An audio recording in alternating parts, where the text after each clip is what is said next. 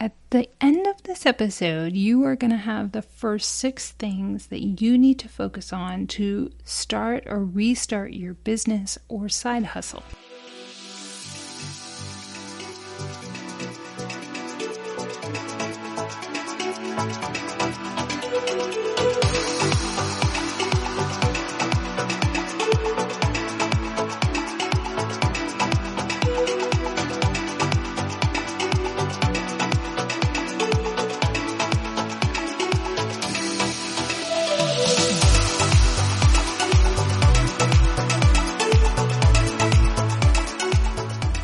Hey there, Mompreneurs.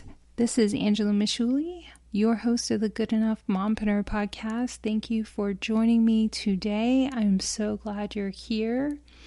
My voice is already fading because I recorded this episode and had technical difficulties, and here I am doing it again. So I'm going to know the content really well.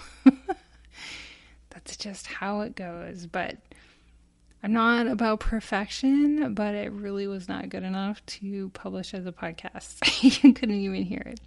So anyway, I got some extra practice this week, and I look forward to bringing you this episode. At the end of this episode, you are going to have 6 things to focus on. I'm going to include a little worksheet in the show notes so you can print it out for yourself for free. You're going to have 6 things to focus on to start or restart your business or side hustle. And I say side hustle because I think a lot of people have side hustles and they don't think of themselves as an entrepreneur, but really they are. And I've heard some people in the industry, in the entrepreneurial world, kind of have this view towards people who have a side hustle as not legit entrepreneurs, and I totally disagree with that. I don't think that that is accurate. I think once you do something and someone pays you for it, that's a business. And once you run a business, whether you have a day job or not, you're an entrepreneur. So that's my 2 cents. That's how I treat it. I don't think you have to have an MBA. I don't think you have to be full-time to be an entrepreneur and a business owner. A side hustle is still a business. So I'll get off my soapbox.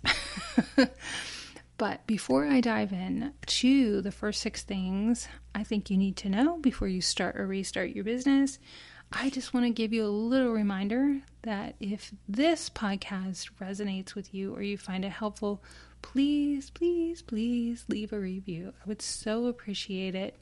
And it really helps the show. It's totally free, especially if you leave a review on Apple Podcasts, where most people listen to podcasts. It really particularly helps the ratings and the rankings and all the number stuff. So I just wanted to leave that little plug, and thank you so much for taking the time to not only listen to this episode, but if you take additional time to leave a review, that makes you a superhuman. So thank you.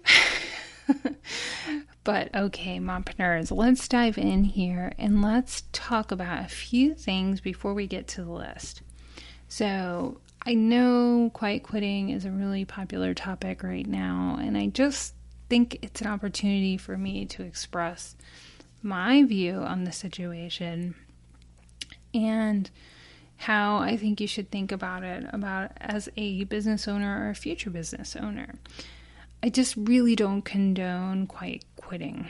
And if you're developing a business or a side hustle, I really think that it should be that on the side. And think about, if you were a business owner, how would you want your employees to treat their employment and the work that they do for you? And of course, you're going to want them to give 100%. You're going to want them to be completely committed to your business. And if they're not, voice those issues. I know not everybody has a work environment where they can do that. But I guess I just think if you're truly going to create a business, do it on your own time so there isn't any conflict. And one great way to do that is working remotely. And a lot of people are thinking about creating a business or starting or restarting a business because they might be in the position where they're asked to return to the office after having worked remotely for a couple of years now. That's happening to a lot of people. Or if you want to create something on the side just in case in the economic downturn you have job instability or something like that, your side hustle or your new business can become your fallback. And really think about why it is that you want other options other than maybe having your day job.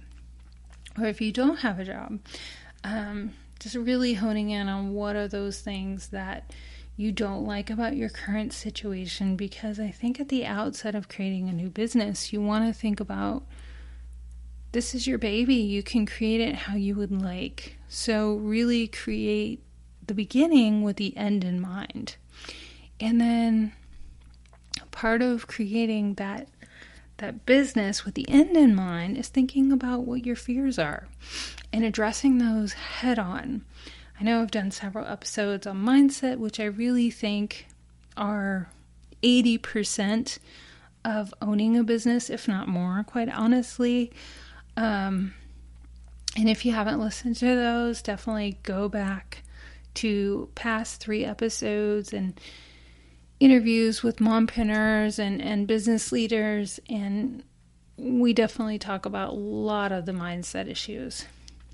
So this episode is going to focus on the more practical steps that you want to take. And the thing is, the reason why I started with more mindset issues is that people tend to focus on the stuff that I'm talking about in this episode and ignoring the mindset. And they create all of this in their business and wonder why they're not happy, or they wonder why they're not growing. So definitely go back and listen to past episodes if that is you. If you haven't done some mindset work, if you haven't done some work around your limiting beliefs and your fears and your identity and your mindset, definitely go back and listen to those past episodes. Okay, so let's move on to the part 1 list of 6 things that you need to address first when starting or restarting your business. So number 1, of course, you need to find some clarity around what it is that you want to do. So what are some of the questions you can ask yourself about identifying what is your calling? And I think answering this question probably is going to require, I know this is hard as a mom, to find some quiet time, some alone time. If you're driving by yourself, if you have an opportunity to take a walk, try during lunch, find some time that you're alone and you don't do things to fill the space. Don't just automatically listen to a podcast or listen to music or talk to a friend or make a phone call or run an errand. Like, truly take time to focus on what it is that you truly want to do. And I'm not saying you're going to get this answer in one setting by any means, but ask yourself, what is it that you enjoy doing or talking about with ease that you would never get tired of? What is it that people compliment you on the most? What are the things that people come to you for their problems? Like for me, people would come to me with their travel issues, and I never really took it seriously. I even had a friend say that I should start a travel business, and I kind of scoffed, didn't take it seriously. And over the years, it really became evident that I was skilled at helping people plan their travel. So And that's my next recommendation is you ask family and friends. I would say like 3 to 5 people. Just send them a text. Say, hey, I'm doing this workbook and I have a challenge where I need to ask people in my life what they think my strengths are or what I'm good at. And you might be surprised what they have to say, because sometimes we are just blind to our strengths and things that we're good at. So do that and kind of put all of those things together and begin to kind of get a sense of what it is that you want to do. And it might not be completely clear to you, and it might be several things that are related to one thing, like cooking or baking or making something or providing a service. So once you kind of get an idea of the main topic of what it is that you want to do in your business, you need to start thinking about a name. What do you want to name your business? And a lot of people get really stuck here because they put a lot of emphasis on it. And I want you to think about some businesses that you know and their names. And ultimately, like a business like Apple, we don't think about physical apples. We think about the things that Apple as a business makes and how those products make us feel and how they are part of our life, and the color of the logo or the colors that are associated with the logo. So while a name is important, what's going to become more important is you as the brand and also what you create behind the name. So you'll have more clarity about the name of your business as you grow in your business, and also keep in mind that it's something that you can definitely change. You don't want to have to do that, but it's really not difficult, and the name police are not going to come and be upset with you. So, a couple of considerations that you want to think about too with naming your business is that you want it to be 3 to 5 words that are easy to spell and understand. Then you want to think about how it is that you want your customers to feel. So you want to think about all of get the thesaurus out for feelings and emotions, all of those words: happy, excited, calm, relaxed, empowered, all of those emotions that you might feel connected to some of your favorite brands or whatever you're going to create in your business. Like, what emotion do you want associated with your business? So after you've kind of narrowed down some options for the names, one of the good next steps is to determine, in our world that relies on social media and the internet, you need to think about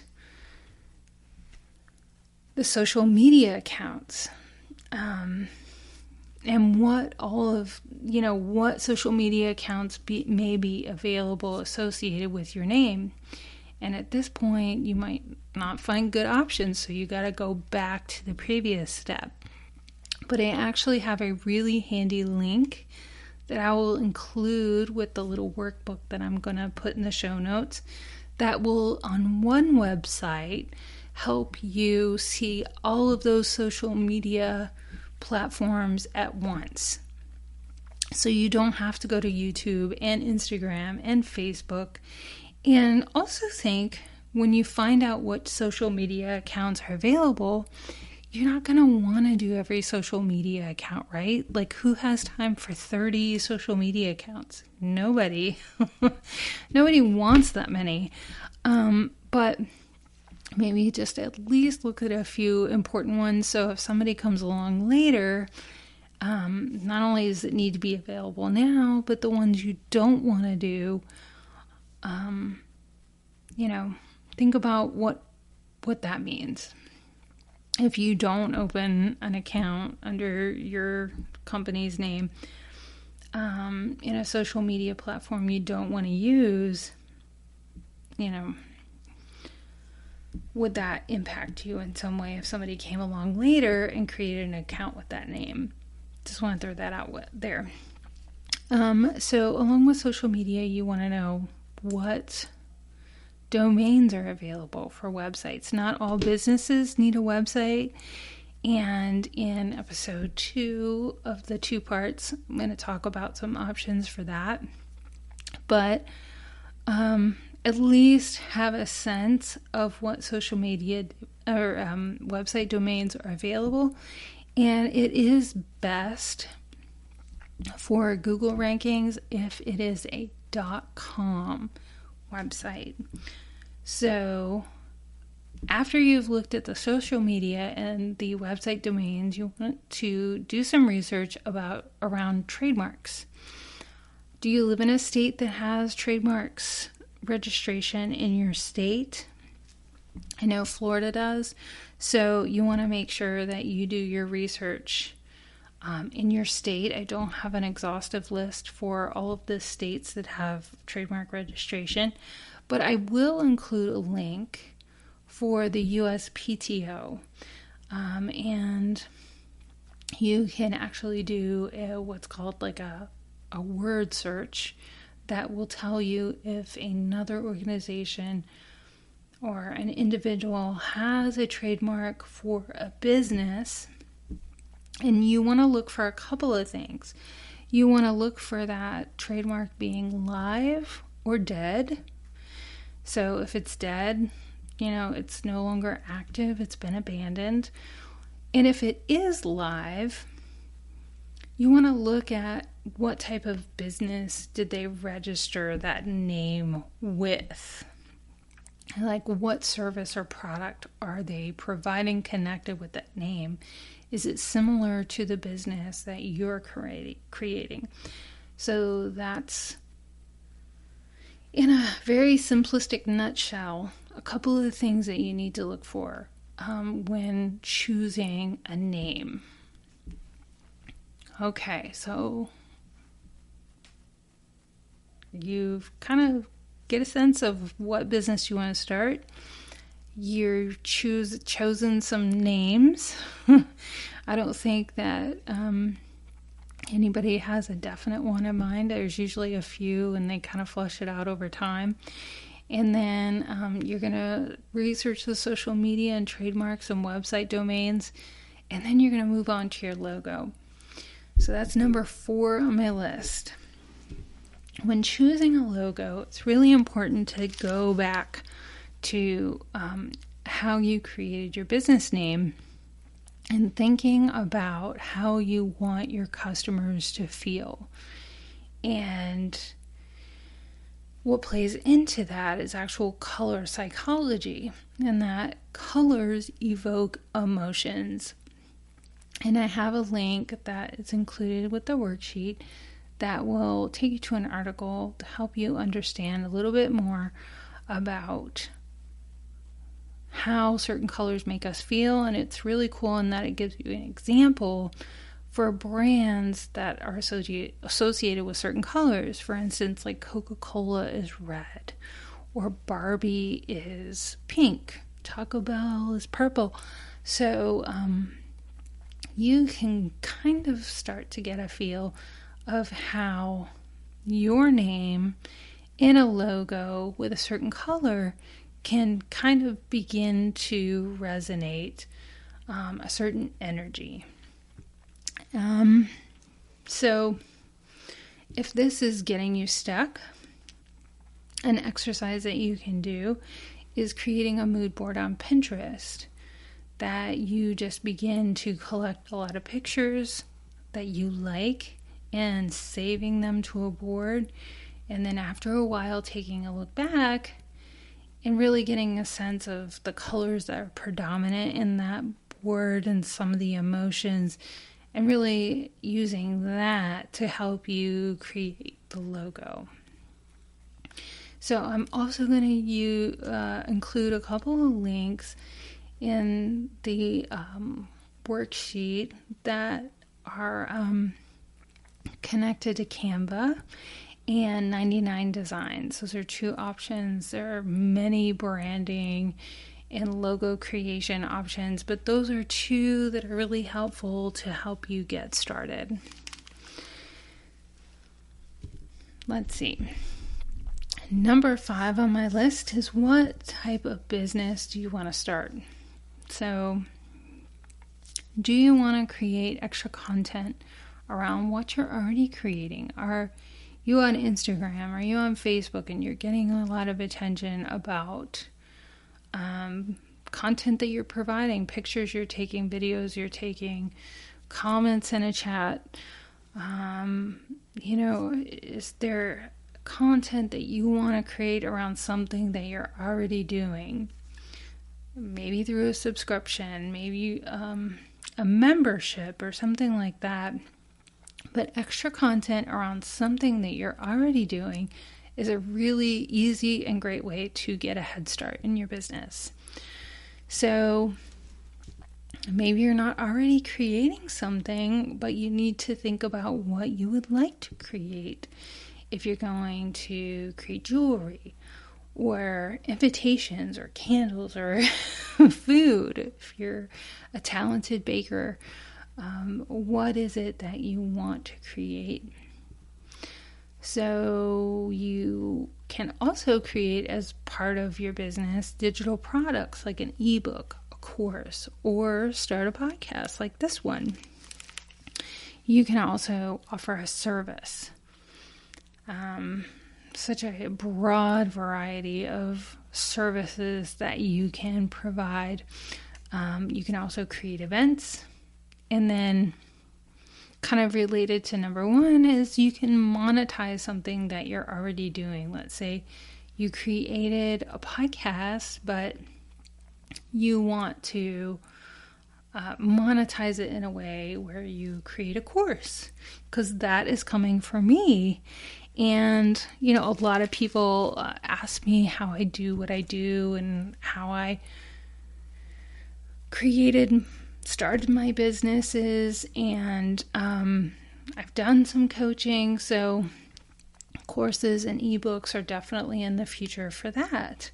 So that's a way that I have easily can take something I'm already doing and creating content around it that I can monetize. It's only so many phone calls I can take and emails I can answer. So it's a way that I can help people, and it's really a good use of my time to create one thing and share it with people that they can play a course or read a book anytime that they would like. So that's just an example for you. So number 6 on the list is research ideas related to your business idea.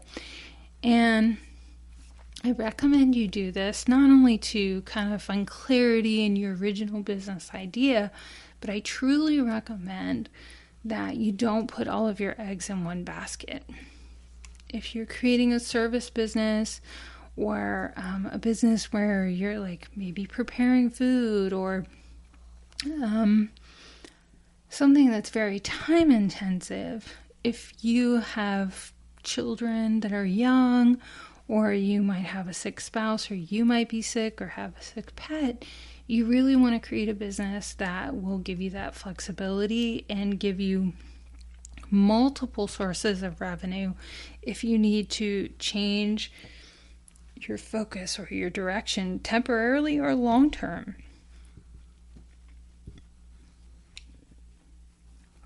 So those are the first 6 things that you need to focus on when starting or restarting your business. And I'm going to do a quick recap because I know there's a lot of information. So number 1, find clarity in what you want to do. Number 2, name your business. Number 3, research social media, website domain, and trademarks. Number 4, create your logo. Number 5, determine what type of business you want to start. Number 6, find clarity through researching other ideas, not only your main business, but multiple sources of income that are a potential in your business. I don't recommend you try to figure all of those out and learn website design and course development and marketing and all of those things at once. But I think it's really important to think about the end in mind. So don't create a business that doesn't give you flexibility and give you multiple sources of revenue. As a mom, we just never know, and we always should plan for the unexpected. So I definitely think step 6 is super important. So my voice is failing. It's failing badly. It's late. I'm tired. But I'm super excited and glad that I was able to record this podcast and kind of shift from a mindset to the practical things that I have learned through several courses that I've taken. I've really invested in my continuing education and all the different areas that help me grow my business and allow me to sit here today. So thank you so much for joining me. I hope that you found this episode useful and helpful. If you did, please share it with somebody you know. Leave us a review. You can also find me on Instagram at angela.mashuli, and that's MASCIULLI. Send me a message about how this episode helped you. You know, if you would like to be on the podcast, please reach out and let me know. I would be so happy to talk to you and connect with you and see if it would be a good fit. And then download my free Aligned Mompreneur workbook in the show notes. And then also download the little worksheet that I'm going to create with all of these topics and the questions I mentioned in this episode.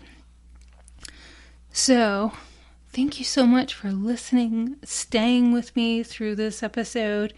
I hope you have a wonderful weekend, and I'll talk to you next week. Bye.